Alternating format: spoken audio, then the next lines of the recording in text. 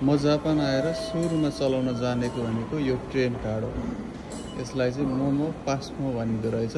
यो कार्ड ट्रेनको लागि मात्र प्रयोग नभएर सुपरमार्केटहरूमा सामान किन्न, रेस्टुरेन्टहरूमा लगायत धेरै ठाउँमा प्रयोग गर्न सकिँदो रहेछ। र यो कार्डमा चाहिँ रिचार्ज गर्न नजिकैको ट्रेन स्टेसनमा गएर यस्तो मेसिनबाट रिचार्ज गर्न सकिन्छ। यो मेसिनमा त्यो आइसी लेखेको ठाउँमा गएर कार्ड हाल्ने अनि पैसा कति छ भने देखाउँछ 1038 छ र पैसा चाहिँ यहाँबाट हाल्न सकिँदो रहेछ।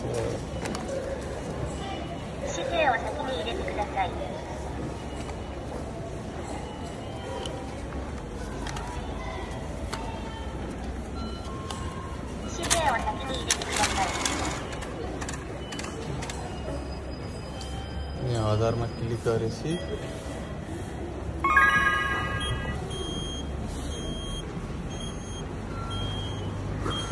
यति गरेपछि तपाईको 2038 भयो र यो कार्ड रिचार्ज भयो। यताबाट बिल पनि आउँछ।